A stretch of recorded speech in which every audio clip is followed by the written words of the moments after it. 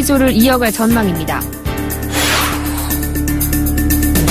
한국판 블랙 프라이데이 첫날인 오늘 백화점과 마트 등에는 평소보다 2배 많은 사람이 몰려 분주한 모습이었습니다. 금융감독원이 카드업계 빅데이터 사업에 제동을 걸어 논란이 일고 있습니다. 빅데이터를 활용한 신사업을 추진하고 있는 카드사들은 이 사업들을 당장 중단해야 할 처지에 놓였습니다. 서울경제TV 단독 보도입니다. 전체 산업 생산이 3개월째 늘었습니다. 소비도 2달 연속 늘고 있어 메르스 여파에서 벗어나는 모습입니다.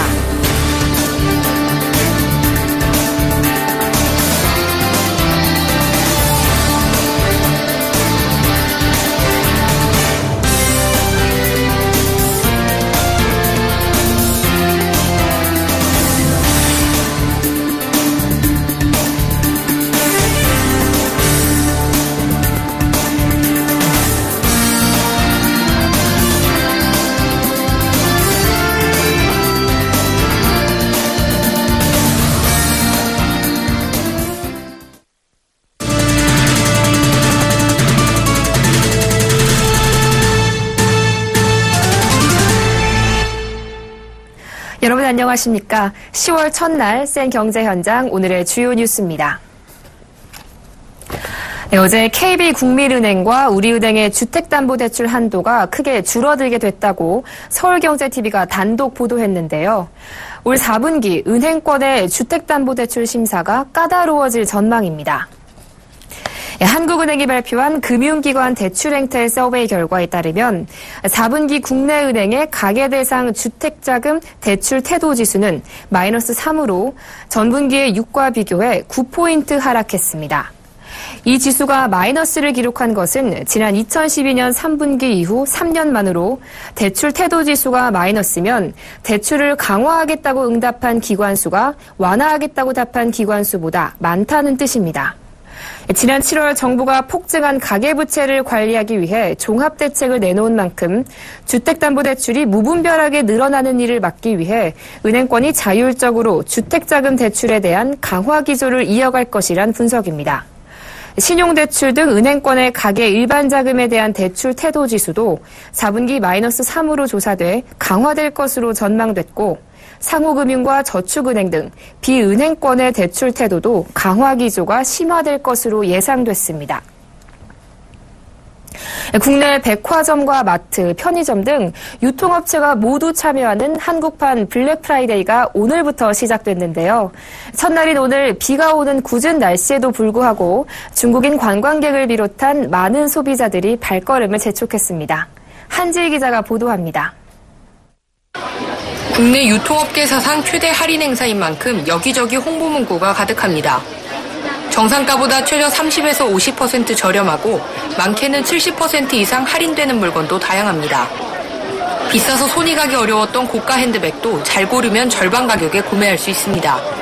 여기저기 상품을 고르는 고객들로 행사장 안은 발디딜 틈이 없고 직원들은 물건 상담에 계산에 분주한 모습입니다. 지난주부터 가을 세일 기간이었지만 블랙 프라이데이 행사 소문을 듣고 2배 이상 사람이 많이 몰렸습니다. 할인율도 높고 할인에 참여하는 브랜드들도 많다 보니까 고객들께서도 많은 좀 관심 가져주고 계시고요. 첫날 오전에 좀 날씨가 안 좋음에도 불구하고 많이들 행사장에 집중이 돼 있는 모습입니다. 한국판 블랙 프라이데이는 주요 백화점과 대형마트, 편의점 등 2만 6천여 개 점포, 여기에 전국 200여 개 전통시장과 온라인 쇼핑몰까지 가세한 사상 최대 규모의 할인 행사입니다. 원조인 미국의 경우에는 한 해 소비 중 상당 부분이 이 행사 기간에 이뤄져 연간 소비의 20%까지 발생하는 것으로 알려졌습니다. 정부는 한국판 블랙 프라이데이가 소비 심리를 살리고 외국인 관광객 유치에도 기여해 소비를 되살리는 데 좋은 자극제가 될 것으로 기대하고 있습니다. 실제 한국은행이 발표하는 소비자 심리 지수도 3개월째 상승세를 보이고 있습니다. 한국판 블랙 프라이데이는 지난 세일들보다 규모나 할인폭이 비교적 큰 만큼 소비가 본격적으로 살아날 것으로 기대를 모으고 있습니다. 서울경제TV 한지희입니다. 금융감독원이 창조경제 핵심으로 꼽히는 KICT 9대 전략 중 하나인 빅데이터 산업 발전에 동참하려는 카드업계 행보에 제동을 걸어 논란이 일고 있습니다. 이미 고객들에게 빅데이터를 기반으로 한 서비스를 제공 중인 카드사들은 당장 이를 중단해야 할 처지에 놓여 당혹스럽다는 분위기입니다. 정훈규 기자입니다. 트위터에만 하루 평균 올라오는 글은 1억 5천여만 건, 유튜브 동영상 재생 건수는 하루 평균 40억 회에 달합니다. PC와 모바일 기기를 통해 사람들이 인터넷에 남긴 흔적들을 분석하면 개개인의 관심거리가 무엇인지 알 수 있습니다. 디지털 환경이 만들어낸 빅데이터를 어떻게 활용하느냐는 기업은 물론 국가의 미래 경쟁력을 좌우하는 핵심으로 꼽힙니다. 우리 정부도 창조경제 실현을 위한 KICT 9대 전략 중 하나로 2019년 빅데이터 글로벌 3대 강국을 내세우고 산업 발전을 독려하고 있습니다.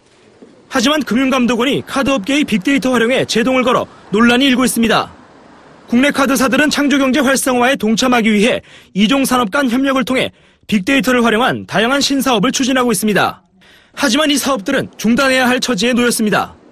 금감원은 최근 카드업계를 대상으로 건전성, 영업 형태에 대한 감사를 진행하면서 마케팅을 비롯해 각종 결제 인증 서비스, 리스크 관리 등의 빅데이터 활용을 하지 말도록 지시했습니다.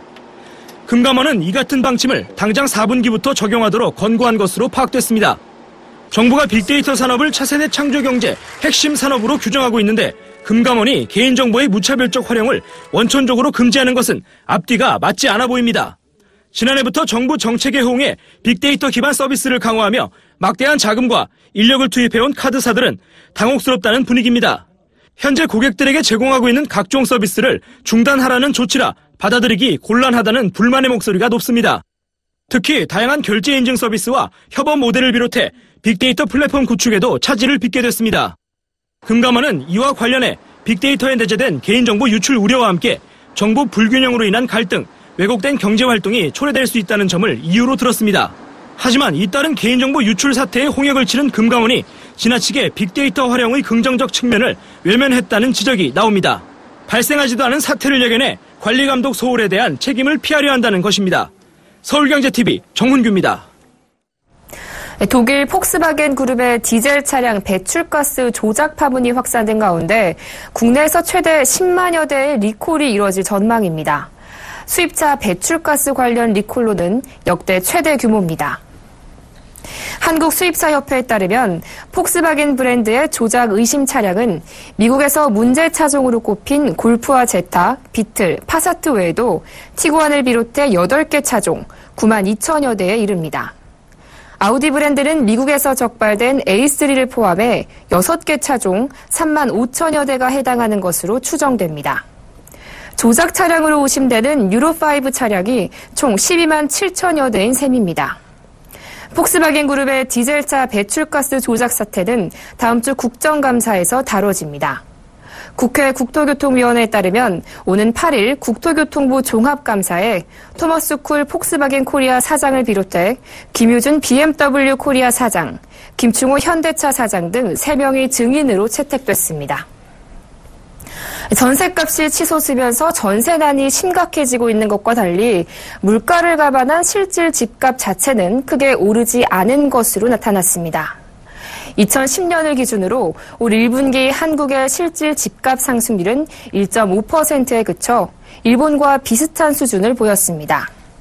같은 기간 미국은 15.4% 상승했습니다.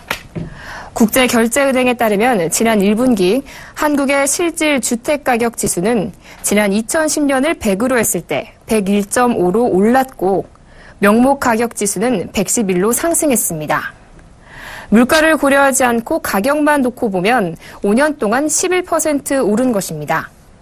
BIS가 조사한 53개국 가운데 한국의 집값 상승률은 실질 기준으로는 27위, 명목 기준으로는 29위로 나타났습니다.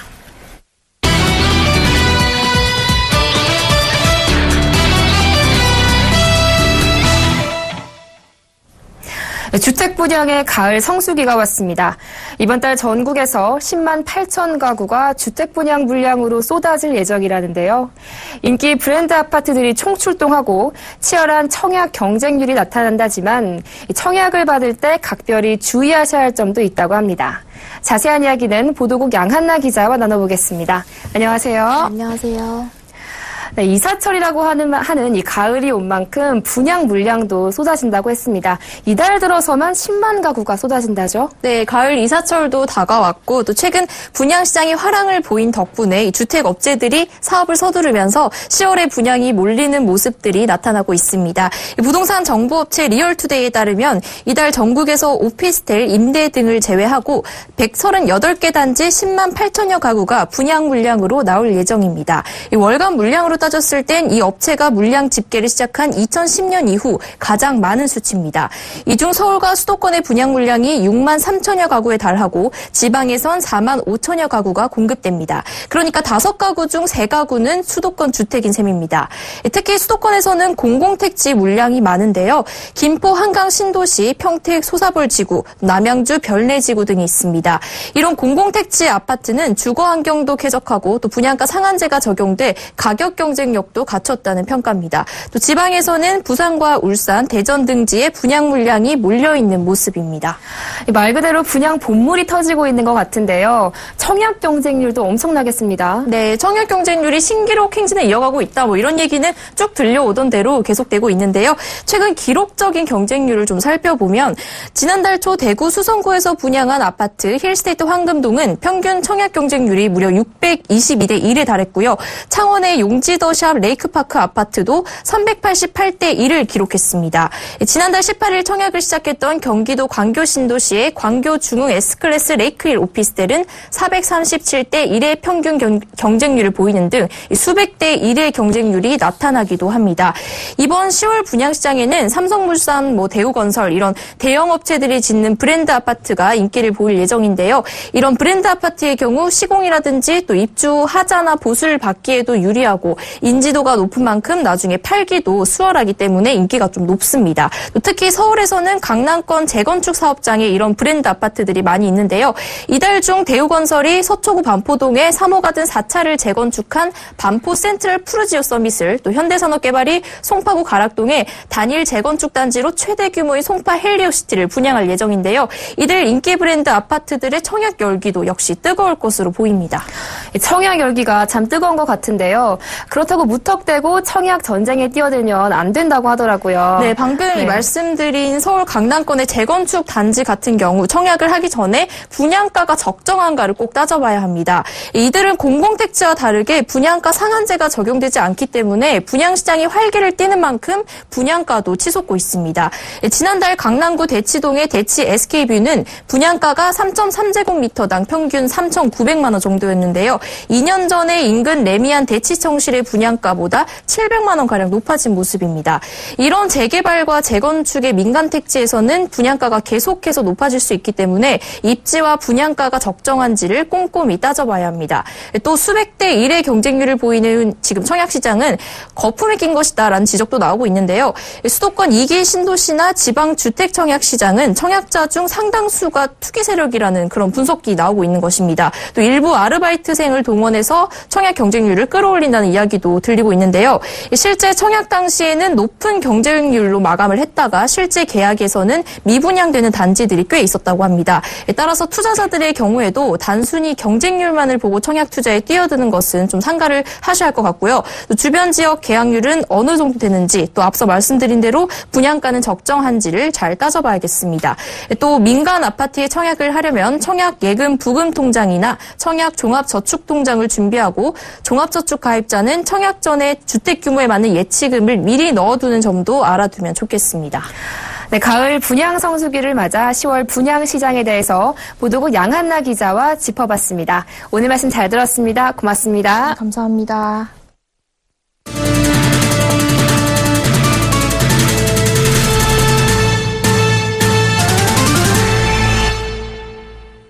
전체 산업 생산이 3개월 연속 증가했습니다. 소비도 2개월째 늘어 메르스 여파에서 벗어나는 모습을 보였습니다. 통계청에 따르면 월별 산업 생산은 지난 3월부터 3개월 연속 감소하다 6월부터 3개월 연속 늘어 8월 전체 산업 생산은 전월보다 0.5% 증가했습니다. 휴가철과 수출 감소로 줄어들 것으로 전망한 광공업 생산이 증가하고 소비가 메르스 후유증에서 벗어난 덕분입니다. 광공업 생산은 전월보다 0.4% 증가했습니다. 서비스업 생산은 전달보다 0.4% 증가했고 소매 판매는 1.9% 증가해 7월에 이어 2개월 연속 증가세입니다. 현재 경기 상황을 보여주는 경기 동행지수 순환 변동치는 0.3포인트 상승했고 앞으로의 경기 국면을 예고하는 선행지수 순환 변동치도 0.1포인트 올라갔습니다. 유가 하락이 계속되면서 월간 수출액과 수입액이 지난 1월부터 9개월째 동반 감소했습니다. 수출액 감소폭은 8월보다 다소 줄었고 수입액은 올해 최대폭으로 줄어들었습니다.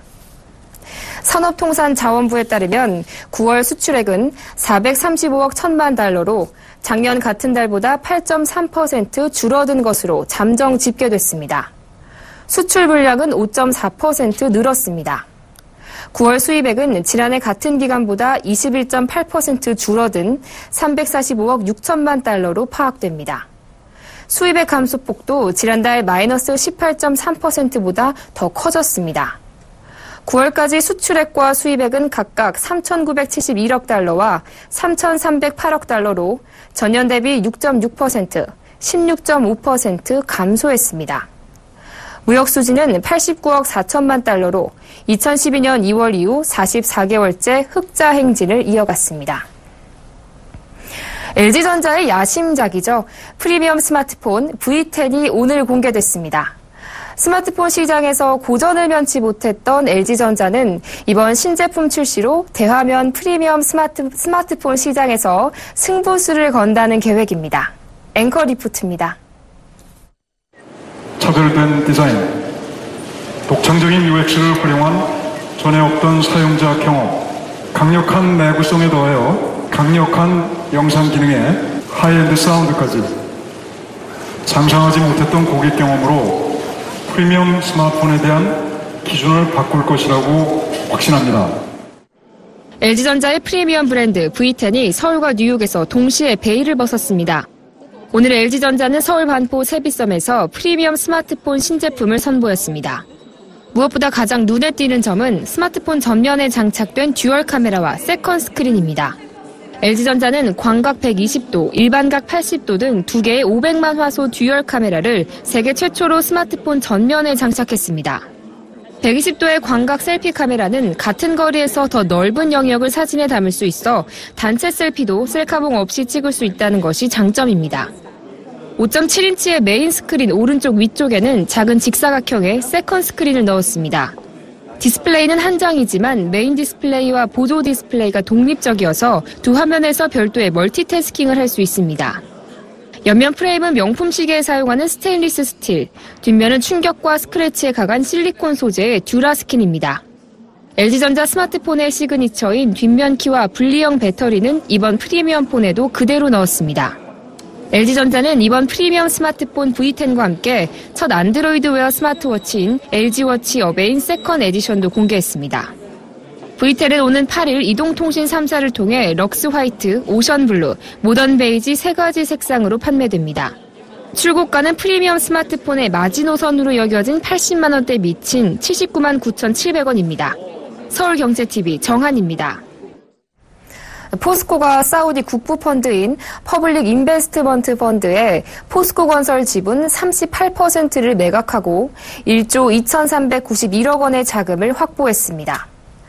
포스코와 포스코건설은 지난 30일 포스코건설 구주 1,080만 2,850주와 포스코건설이 증자한 신주 508만 3,694주를 각각 매각하고 8,426억 원과 3,965억 원의 대금을 받았습니다.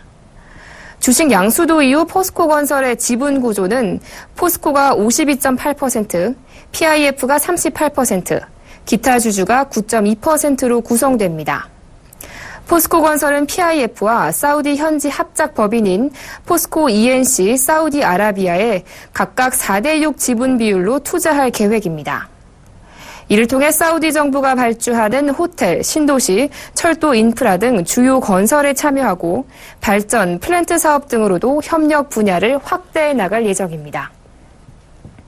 가을 이사철에 전세난이 심화하고 있습니다.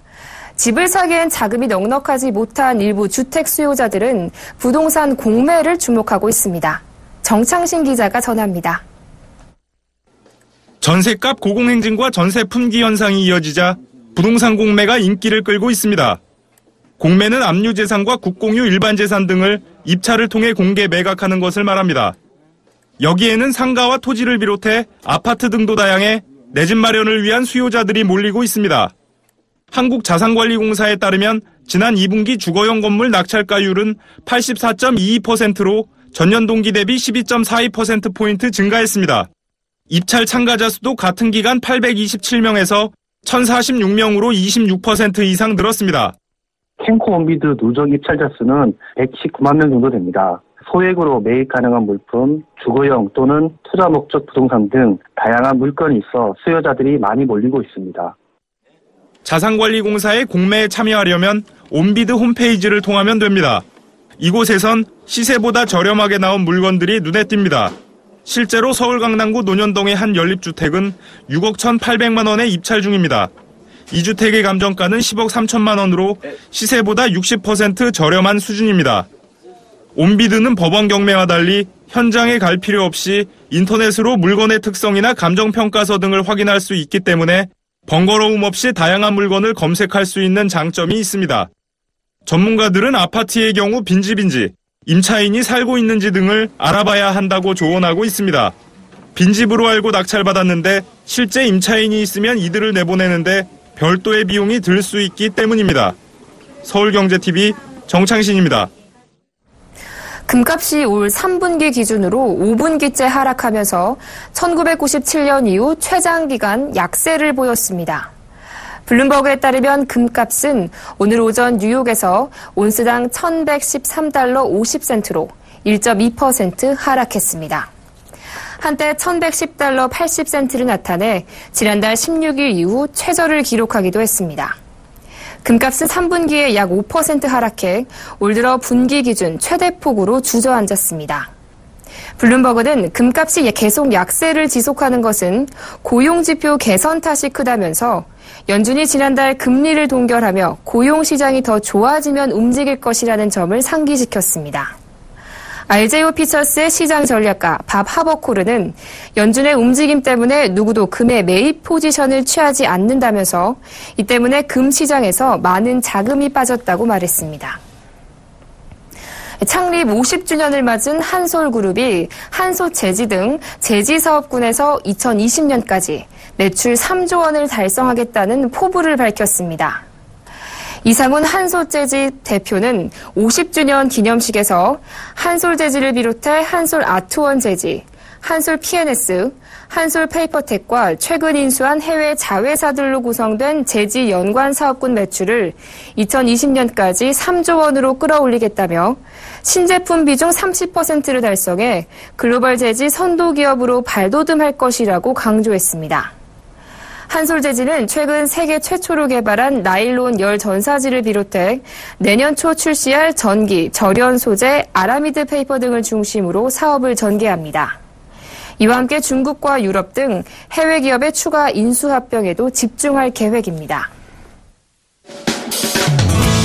KB하나은행과 하나금융연구소에 따르면 금융자산을 10억 원 이상 가진 국내 부자들은 한 달에 일반 가계보다 약 3배 많은 972만 원을 쓰는 것으로 나타났습니다. 코트라가 해외 바이어와 인터뷰한 결과 최근 해외 시장에서 수요가 가장 급등하고 있는 우리나라의 수출 품목은 화장품 등 미용용품인 것으로 나타났습니다. 보안업체 안랩에 따르면 최근 유명 포털 사이트로 위장해 사용자의 정보를 빼내거나 악성 코드를 유포하는 피싱 사이트가 활개를 치고 있는 것으로 나타났습니다. NH투자증권의 보고서에 따르면 서울과 경기, 인천 등 수도권에서 집을 갖고 있는 은퇴자가 보유주택을 팔고 지방에 주택을 매입한 후 이사하면 2억 원에 가까운 여윳돈이 생긴다는 분석이 나왔습니다.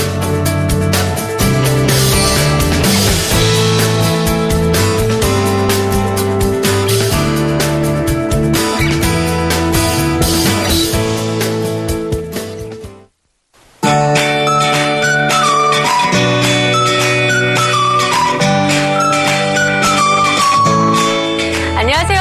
K웨더 라이프스타일 예보 첫시입니다. 현재 남부와 강원도에 비바람이 몰아치고 있습니다. 이 비는 점차 그치기 시작해 밤이 되어서야 모두 그치겠습니다. 비가 그치더라도 계속해서 강한 바람에 주의해 주셔야겠는데요. 바람이 강하게 불면서 내일 출근길은 더욱 쌀쌀해지겠습니다. 서울 10도, 춘천 8도, 대전과 전주 11도, 대구 14도로 기온이 큰 폭으로 떨어지는데 강한 바람으로 인해 체감 온도는 더욱 낮겠습니다. 건강관리 유의하시기 바랍니다. 하늘은 상해 부근에 위치한 고기압의 영향으로 전국이 대체로 맑겠습니다. 그럼 자세한 지역별 내일 날씨는 나절 예보를 통해서 알아보겠습니다. 중부지방 대체로 맑겠습니다. 서울 10에서 22도, 춘천 8에서 22도로 일교차가 크겠습니다. 동해안 지방도 대체로 맑겠고요.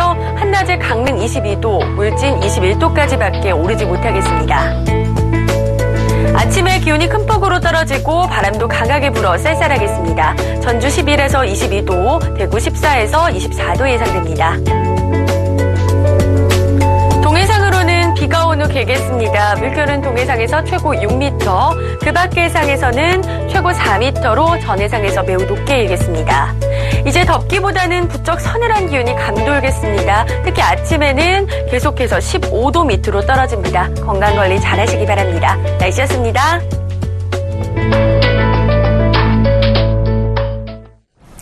네, 10월 1일인 오늘은 국군의 날입니다. 한국군이 남침한 북한 공산군을 반격한 끝에 38선을 최초로 돌파한 1950년 10월 1일을 국군의 날로 지정한 것인데요. 나라를 지키기 위해 임무를 수행 중인 60여만 장병들의 노고를 되새겨보는 하루가 됐으면 좋겠습니다. 생경제현장 여기서 마칩니다. 시청해주신 여러분 고맙습니다.